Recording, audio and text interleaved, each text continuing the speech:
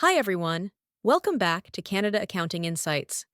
In today's lesson, we're going deep into inventory, one of those financial reporting topics that's almost guaranteed to show up on CPA exams and accountants deal with every day. By the end of this video, you'll understand how inventory is classified, measured, derecognized, and how IFRS compares to ASPE. Before we jump in, don't forget to like this video and subscribe to the channel so you don't miss future tutorials. Let's start with the basics. What exactly is inventory?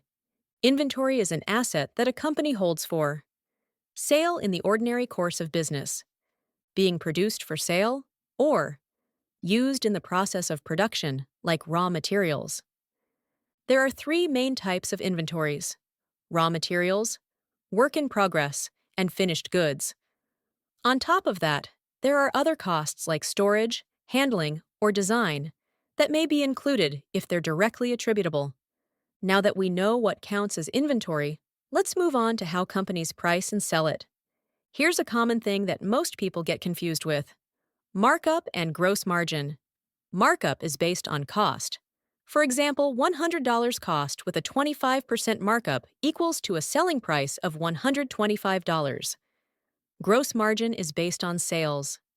Same example, $25 profit is 20% of sales. It's subtle, but might be confusing for some people.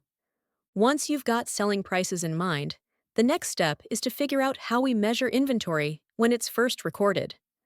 On initial recognition, inventory is measured at cost. The total cost is really built of three main blocks. First up is the cost of purchase. That's the sticker price plus any import duties and taxes you can't get back. Second, if you are actually making an item, you have the cost of conversion. That means direct labor and all the factory overhead. And third, there are any other costs you had to pay just to get that inventory to where it is. In the condition, it is like shipping to your warehouse. Financing costs are excluded unless we're dealing with a qualifying asset. That's how we start. But accounting doesn't stop there. What happens after initial recognition is just as important. After the initial measurement, inventory is carried at the lower of cost and net realizable value, or NRV for short. NRV is selling price minus costs to complete and sell. If NRV drops below cost, you record a write-down. If NRV later increases, IFRS allows reversals, but only up to the original cost. This test applies item by item, or for groups of similar items. So far, we've talked about recognition, initial and subsequent measurement of inventory. But eventually, inventory leaves the books. Let's see how that happens. Inventory is derecognized when it's sold or used. At that point, the carrying amount moves to cost of goods sold, or COGS for short, matching the expense with the revenue. The cost of goods sold is calculated using a formula. You just start with what you have in inventory, add what you bought in the period, then subtract the inventory you have left at the end of the period. Bum! You found your cost of goods sold. Now imagine a company with 1,000 of identical items, all bought at slightly different prices.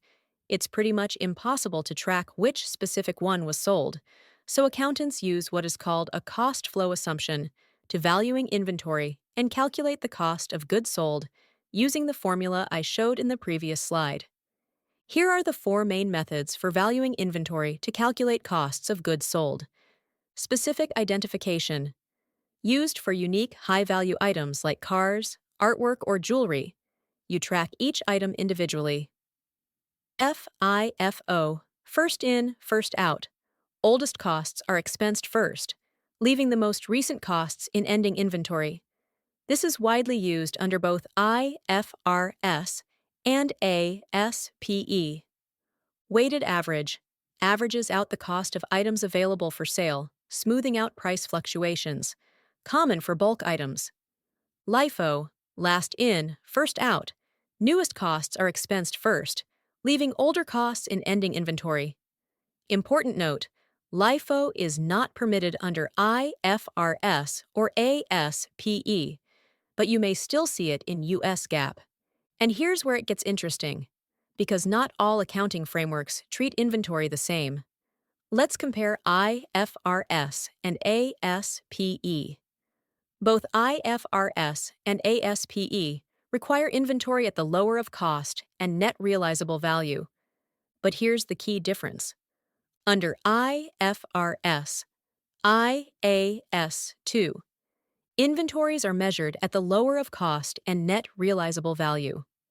Write-downs can be reversed if NRV increases. Requires capitalization of borrowing costs for inventory created over long time periods. Must disclose write-downs, reversals, and cost formulas. Under ASPE Section 3031, also lower of cost and NRV. But write-down reversals are not permitted. Allows companies to either capitalize or expense borrowing costs for inventory created over long time periods. Disclosure requirements are less detailed than IFRS. Finally, let's wrap up with what needs to be shown in the financial statements.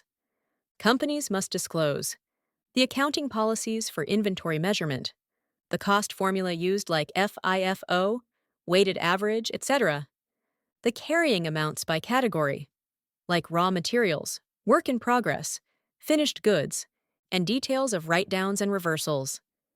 Now, before we close out, let's quickly review what you have learned. Here's what you need to remember. Know the types of inventory and costs included. Don't confuse markup with gross margin. Always apply lower of cost and NRV. IFRS allows reversals, ASP doesn't. Inventory derecognition flows into cost of goods sold. Watch for disclosure requirements. If you've got these 6 points down, you'll be well prepared to handle inventory. And that's your complete overview of inventory. If you found this video useful, make sure to give it a thumbs up and subscribe to Canada Accounting Insights. That way, you'll not miss any video with other hot accounting topics. Thanks for watching, and I'll see you in the next video.